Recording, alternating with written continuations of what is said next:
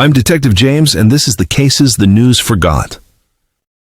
At exactly 12:17 a.m., the subway tunnel beneath Route 9 comes alive. No power, no operators, no scheduled trains. Yet every night at the same time, something moves through it. I didn't believe the reports until I stood on the road above it and felt the vibration under my feet. Because whatever was traveling through that tunnel was not a train, and it was stopping for passengers. My name is James. I'm 56 years old, and this case was never supposed to reach my desk. The road didn't appear on any official map. Route 9 runs straight for 12 miles until, suddenly, it doesn't. At mile marker 117, the asphalt dips slightly. Not enough to notice unless you're looking for it. No warning signs, no barriers, just a stretch of road that feels wrong. Truck drivers started reporting it first. They said their radios cut out on the same spot, their headlights dimmed, and for a brief moment, they saw stairs descending into darkness beneath the road. Then it was gone. State inspectors found nothing until people started disappearing. The first confirmed case was a college student named Aaron Blake, 19. Clean record, no mental health flags. He was driving home from a late shift. Dashcam footage showed his car slowing at mile 117, then stopping. The camera kept recording for 6 minutes. In the footage, Aaron steps out of the car, looks down at the road, and says something that made my skin crawl when I heard it. He said, "They reopened it." Then the camera cuts to static. His car was found the next morning, engine cold, door open, no Aaron. And beneath the rear tires, faintly pressed into the asphalt, were marks that didn't belong to shoes. They looked like old subway platform grooves. The local department wrote it off as a hit and run or voluntary disappearance. But someone mailed my office a package 2 weeks later. No return address. Inside was a subway token. Not modern, not even recent. Stamped with a transit authority that shut down in 1978. And taped to the back was a note. "Last train still stops." That's when I got in my car and drove to Route 9. I arrived at 11:48 p.m. No traffic, no wind. The road lights buzzed softly, but the air felt thick, like sound didn't want to travel. I parked on the shoulder and stepped out. At first, it looked like normal asphalt. Then my foot sank slightly, not breaking through, just yielding, like the road was tired. At exactly 12:17 a.m., I felt it. A vibration, low, rhythmic, coming from below. The center of the road darkened as if absorbing light, and thin cracks appeared. Straight lines, parallel, impossibly precise. Rails, embedded in the road. And then I heard it. A subway announcement, old speaker, warped audio, but unmistakable. "Next stop," the voice paused, then said my name. "Detective James." The asphalt folded inward without breaking. Concrete steps emerged, descending into blackness beneath the road. No dust, no debris. As if they had always been there. Just hidden. I should have left. Every instinct I had screamed not to go down there. But my recorder was already running, and the voice came again, softer this time. "Tickets, please." A wind rushed upward from the stairwell, carrying the smell of oil, rust, and something human. Old sweat, old fear. I took one step down. The road above me sealed shut. No sound, no trace. Just stairs and darkness. The platform lights flickered on one by one as I reached the bottom. Yellow tiles, cracked signage, graffiti frozen mid-sentence as if the artists never finished. The station sign read, "Line terminated, no station name." No map, just a bench and people sitting on it. Not moving, not breathing, waiting. Their eyes snapped toward me in unison, and that's when the tunnel lights came on. Something was approaching. The sound wasn't metal on rail, it was wet, like something dragging itself forward, trying to remember how trains are supposed to move. The sound got closer, wet and dragging, echoing off the walls. My flashlight barely penetrated the darkness, but the shadows moved anyway, almost ignoring the light. I could see shapes now, figures slumped on the benches, thin, pale, and unnervingly still. Their eyes were black holes, staring without blinking, and when I breathed, I could swear they exhaled with me. The air grew colder with every step, like the tunnel itself was inhaling. I swallowed, trying to steady my nerves, and stepped closer to the first figure. The smell of decay hit me, a mix of rust, mildew, and something far older, far worse. When I reached out, the figure didn't flinch. It just turned its head toward me, slowly, deliberately, its jaw opening as though to speak. But no words came out, only a wet, rasping sound that crawled into my skull. I stumbled back, heart hammering.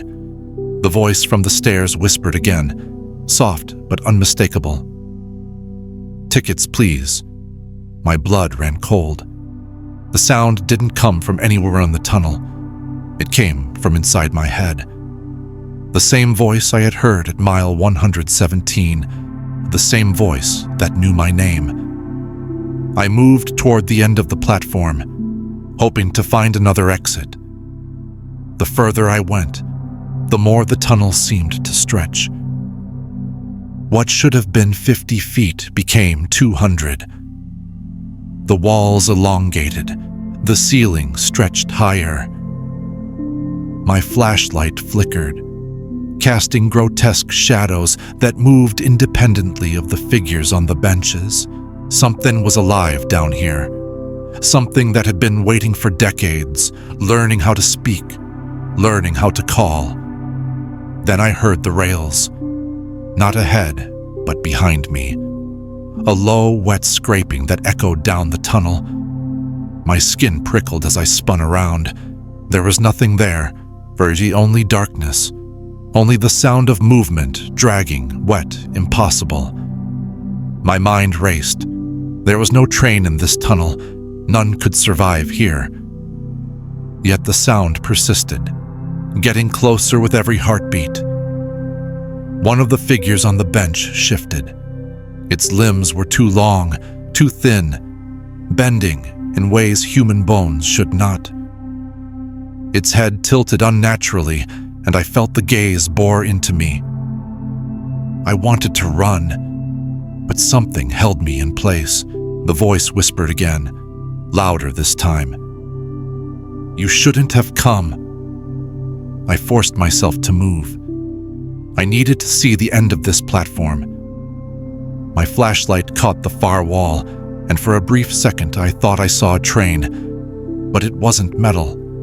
It was a shape, moving, alive, gliding just above the rails as if the floor itself had melted into it. It had no windows, no light, only presence, and it was coming for me.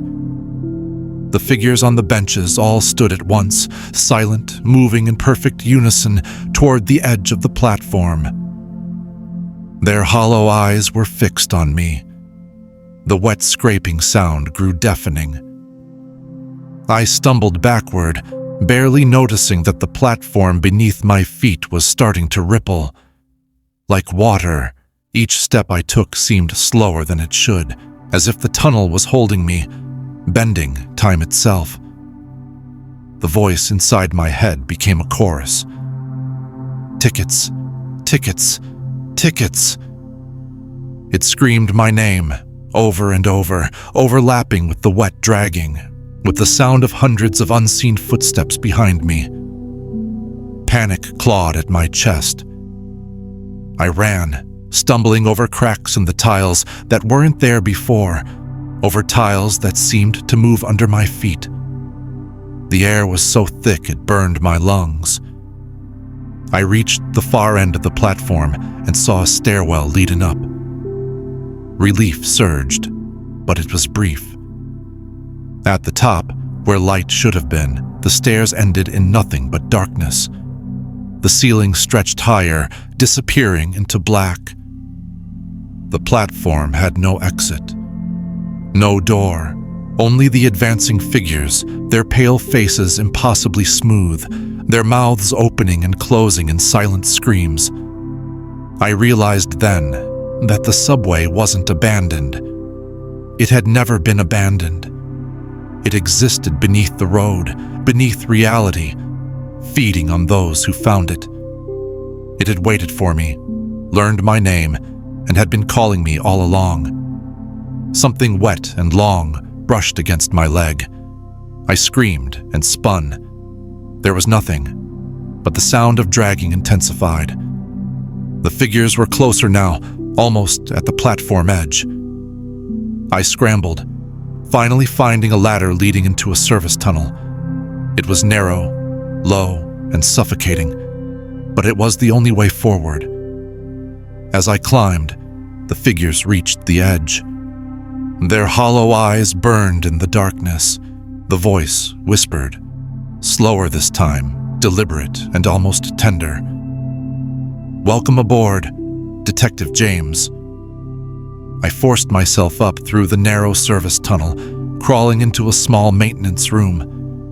My flashlight flickered, revealing walls covered in old graffiti, decades old, but the words were fresh in some places. "You should not have come. We remember. We take names." The air grew heavier. My chest burned. The wet scraping was all around me now, reverberating through the walls, through the metal pipes. I realized with a sickening certainty that this subway didn't just take people. It kept them, and it learned from them. It could replicate voices. It could reach out. It could call anyone who discovered it. I slumped against the wall, trying to breathe, trying to think. Somewhere beneath the road, the train, or whatever it was, paused. The lights along the track flickered. I could hear footsteps approaching the service room, slow, deliberate. The voice whispered again, right in my mind, and this time it was louder than the scraping, louder than the platform. "You cannot leave. Not yet. Not until we have your name." And then the light in the service room flickered, revealing a figure at the doorway. Not fully visible, just a shadow, but the shape was unmistakable. It moved in ways no human should. I grabbed my recorder, pressed it to my chest, and whispered to myself, trying to steady my mind. I had to survive. I had to document it.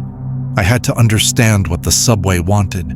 But as I realized how deep I was, I also realized something worse. It already knew me, and it had been waiting for decades. The scraping began again, right outside the doorway. Wet, slow, impossible, and then came the whisper. Clear, personal, inside my head. "Detective James, welcome to the last stop." The shadow at the doorway didn't step forward. It unfolded. Its outline stretched first, thinning like smoke pulled through a crack, then thickened again, as if it were remembering how to be solid. The air around it vibrated softly, the same low frequency I had felt under the road. My ears rang, my teeth ached. I raised the flashlight. The beam hit the figure and bent. The light curved around it, refusing to land on its surface. Whatever stood there wasn't absorbing the light. It was rejecting it. I backed away until my shoulders pressed against the cold concrete wall. My recorder slipped from my fingers and hit the floor with a sharp clatter. The sound echoed far longer than it should have, bouncing down tunnels that felt impossibly deep. The figure reacted instantly. Its head snapped toward the recorder, and then it spoke, not with a voice, but with many. Layered, overlapping, familiar. My mother, my old captain, the college student from the dash cam footage, and beneath them all, my partner. "James," it said in perfect unison, "you found us." The maintenance room door slammed shut on its own. Rusted bolts slid into place with a scream of metal. I was sealed in. The walls began to change. Graffiti peeled and rearranged itself, letters crawling like insects, reforming into sentences that made my stomach twist. "We waited, you heard us, you came." I pressed my palms against my ears, but the sound wasn't traveling through the air anymore. It was inside my skull, vibrating against thought itself. I dropped to my knees, gasping, my chest tight as if the tunnel was squeezing me from all sides. I don't know how long I stayed there. Time behaved strangely underground. Seconds stretched. Minutes collapsed. My watch stopped ticking altogether. When the door finally opened, the platform was gone. In its place was a subway car. Old, dented, paint flaking like dead skin. Its doors were open. Inside, the lights flickered weakly, illuminating rows of seats filled with passengers sitting perfectly still. Their heads were bowed, their hands folded. They looked peaceful, until they all lifted their faces at once. Every one of them had my eyes. Not similar. Mine. I staggered back, bile rising in my throat.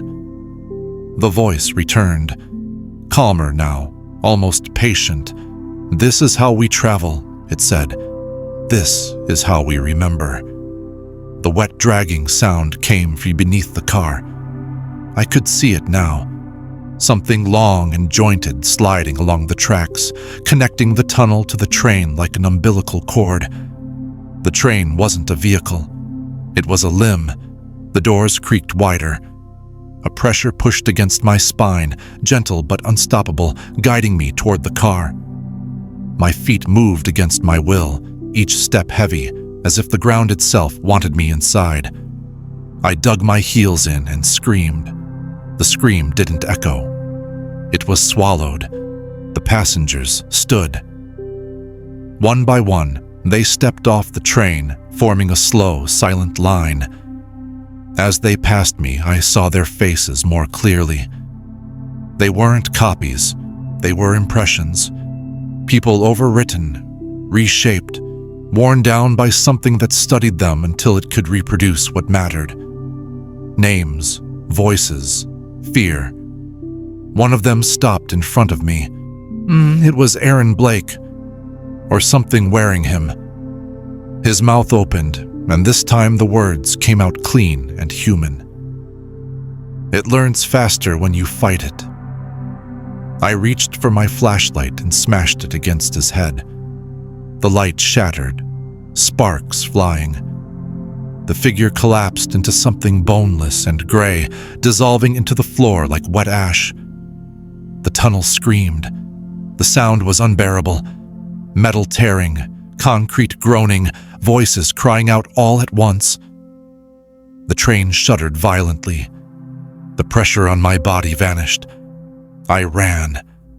I don't remember choosing a direction. I just ran, lungs burning, vision tunneling, footsteps pounding behind me that never quite caught up. The tunnel twisted and bent, branching in ways no subway ever could. Signs flashed past me, stations that didn't exist, dates that hadn't happened yet. I burst up a staircase and slammed into asphalt. Cold night air hit me like a wave. I collapsed onto the road, gasping, my hands clawing at solid ground. Real ground. The road was intact. No stairs, no cracks, no rails. just empty highway and humming streetlights. My car was still parked on the shoulder. The engine started without hesitation. The radio crackled to life as I drove away, static washing over me. Then a voice broke through. Soft. Familiar. Next stop. I slammed the radio off and didn't slow down until dawn. The official report says, I found nothing. No tunnel, no evidence, no reason to reopen the case. But sometimes, late at night, when I'm driving alone and the road goes quiet, I feel it again. That vibration beneath the asphalt, waiting. And I know the truth. The subway was never abandoned. It's still running. And one night, it's going to stop for me again. I thought I had escaped. For 3 nights, I stayed in a motel miles from Route 9. Every flickering streetlight, every distant hum of traffic felt like the subway breathing beneath me. My mind refused sleep. Every time I closed my eyes, I was back on that platform. Hollow-eyed passengers staring. Wet scraping sounds dragging along rails that didn't exist, and the whispering voice, my partner's, my mother's, Aaron Blake's, calling my name over and over. On the 4th night, the vibration returned. I was lying on my bed when the floor beneath me shivered. Not the motel floor, the building itself. I froze. Every instinct screamed to run. And then I heard it.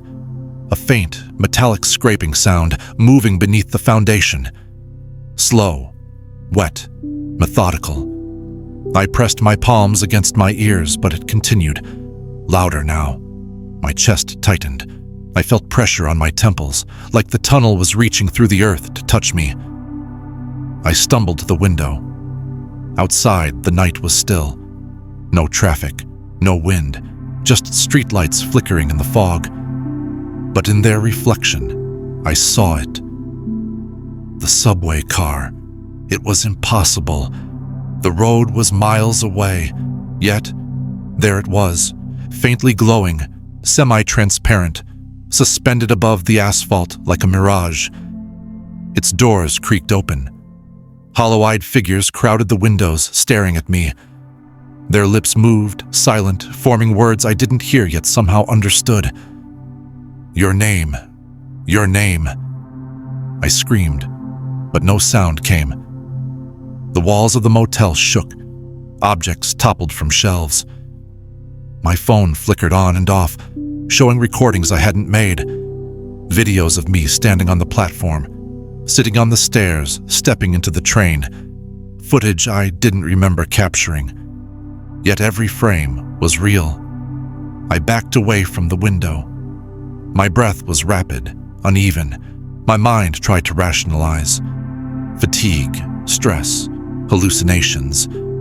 But the scraping on the floor beneath me accelerated. The whispers grew into chants, repeating my name with a cadence that synchronized with my heartbeat. I ran to the door, but it wouldn't budge. The lock clicked, sealed from the outside. The shadows in the corners of the room thickened, curling toward me like smoke. Then I saw them, passengers emerging from the darkness, stepping from nowhere. Their eyes were empty, yet somehow alive, studying me, reaching. I grabbed my coat and my recorder, racing toward the only exit I could find, the window. But as I approached, the glass shimmered, reflecting not the motel exterior, but the platform. My own face staring back at me, hollow-eyed, pale, wet ash dripping from my hair. My double whispered softly, "You should have never left." I froze. Every instinct screamed to fight, to resist, and then I felt it. The tug, a cold, firm pull at my chest. Not physical, not wind. The subway was calling me.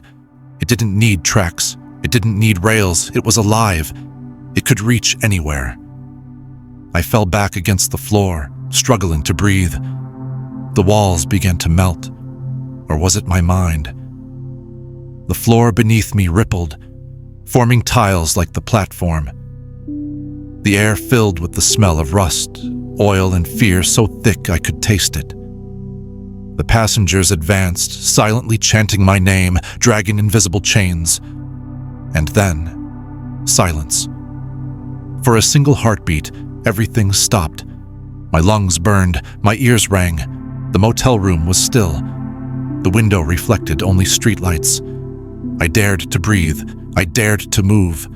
I thought it was over. I was wrong. When I turned my head, the recorder on the floor blinked. The red light flashing, playing back a message I hadn't recorded. Detective James. Next stop. Last stop. The whispers returned, soft at first, curling into my mind like smoke. The floor vibrated, the walls stretched, and the faint glow of the subway car appeared again. Outside the window, behind the motel, on the road, hovering impossibly close. I understood then. I had not escaped. I would never escape. The subway had learned my name. It had studied me.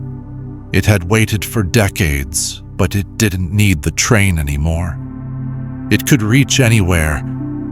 And now, it had marked me permanently. I backed away from the window. Every direction led to darkness. Every heartbeat echoed in sync with the scraping of metal and bone beneath the asphalt miles away. My mind raced. My body trembled. My hands clutched the recorder, but it offered no comfort. It whispered again inside my skull. Detective James, we've been waiting for you. And I realized something worse than fear. It didn't want to kill me.